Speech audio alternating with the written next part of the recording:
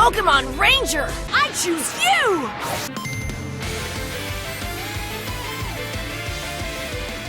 What's up, mighty boys and girls, it's your Ranger here, and welcome to, sadly, not only a pretty late, but also a very short review / impressions of Pokemon Journeys, where we are going to talk about both last week's episode, aka episode 32, and this week's adventure. And no need to worry, right after that, I will upload both Q&A and Crack. But in the meantime, if you want to know more, if you want to know my opinion, then grab some popcorn, grab some cookies, and let's do this. First, let's talk about episode 32, Celebi, A Timeless Promise, which basically can be summed up like this. Go is going on a vacation to Johto together with his parents to a specific place which rekindles bad memories for him. Flashback to 7-year-old Go. And yes, they're even specifying his age for this flashback. I mean, aging that makes sense in the Pokemon anime, especially compared to this guy. Anyway, 7-year-old Go visits the Johto region with his parents, and soon after arriving, he goes on a little trip down Ilex Forest with the hope to maybe encounter Mew once again. While chasing after a wild Pokemon, he encounters another Pokemon enthusiast named Tokyo, who chases after Celebi, and in classic Pokemon manner, they quickly become friends, with Go bragging about his encounter with Mew, why Tokyo hadn't even seen Celebi at all. And to help out his new friend, Go decides to search for Celebi together with his new buddy, by reaching the forest shrine. Sadly, it took them all day to even get through the forest and all its Pokemon, so they promise each other that they will meet up the next day. Unfortunately, Go was waiting all day in the rain for his friend to appear, and with sadness and bitterness in his heart, he returns back to his parents. Back to present time, Go once again visits the forest, and with the help of his Pokemon, he reaches the Shrine of Legends, where, to his surprise, he finds a letter of Tokyo in which he explains that he couldn't keep his promise of meeting him as a result of a fever, and after reading that letter with regret, suddenly his friend Tokyo appears miraculously in front of him. And the episode ends with Go and Tokyo approaching each other, but we don't really get to see what they are talking about. That's the end of the episode, and without any more hesitation, let's dive a little deeper into my impressions of this episode. I'll be honest, this episode was great. From the very beginning, it was hinted that this episode will have a bit more of a darker tone, with Go having numerous flashbacks of his past experience in regards of Tokyo. What I also found really interesting is that this rather negative experience with making new friends has been hinted on since the very beginning of Pokemon Journeys. During his argument with Ash in episode 3, he replied to Ash in a manner which indicated that he had some kind of issue with making new friends, after Ash told him that he doesn't need a friend like Go. And now we know what exact issue he had, that he also made a new friend in the past similar to Ash, but that Go then seemingly misjudged him as a friend and therefore developed some trust issues with Tokyo like he had with Ash in episode 3. So I really liked how, with connecting these dots together, the Journeys anime shows a string of continuity. Furthermore, I also really adore the overall interactions between Go and Tokyo.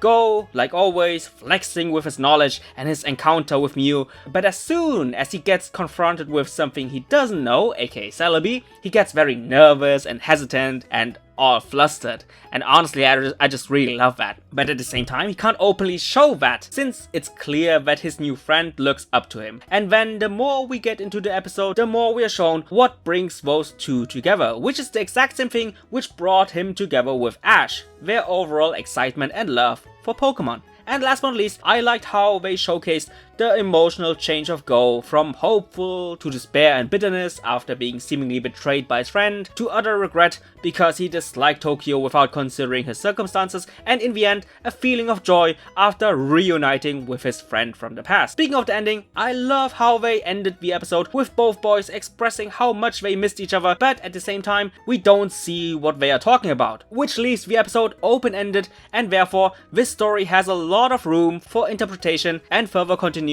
for future episodes. So overall, I loved this episode. Now, with that giant thing off my shoulders, let's have a quick talk about this week's episode. In short, it was Go's first experience with Pokemon trading by doing a potential trade with Bug-type expert Koromi, who's also a World Tournament trainer, and she got swept by Ash, so nothing really worth mentioning. Anyway, Go declines her first trade offer, but since she really seems to love Pinsir a lot, our boys decide to get a Pinsir for her as well. They search in countless areas, they even set up traps for those Pokemon, which then leads to our heroes encountering Team Rocket. They blast off again, Go then catches another Pinsir because he was the only one who wasn't trapped, and Koromi then decides to trade her Heracross for Go's new Pinsir because Go's Pinsir fell in love with Koromi's Heracross.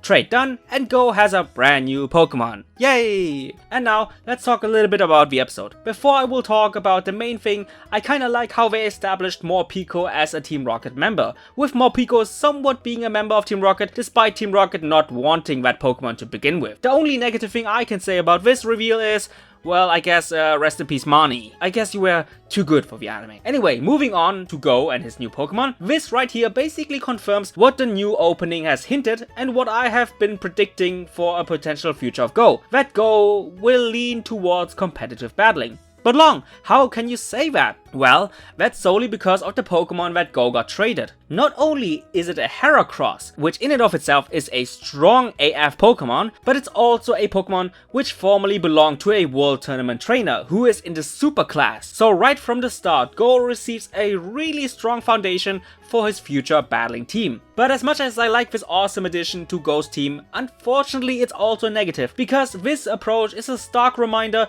of my personal issue I have with some of Ash's Gen 8 team members. They are OP right from the get-go. There's no real build-up, no real getting to know each other. In the past, Ash and his friends first obtained their Pokemon, and after training them while also going through ups and downs with them, they get stronger together. But just like in the case of Ash's Dragonite, Go just gets an OP Pokemon. Just like that.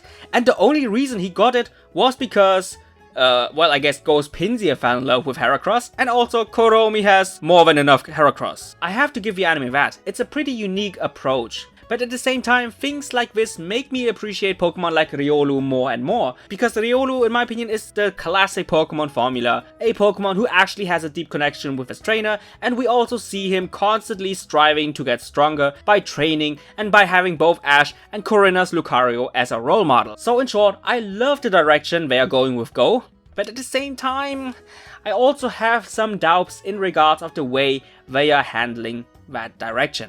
Anyway guys, I really hope you enjoyed this short video. What is your opinion on those two episodes? Again, really sorry for the late review, and like I promised, Q&A and crack will come soon. But tell me, and just like always, I see you guys in the comments down below. Bye guys!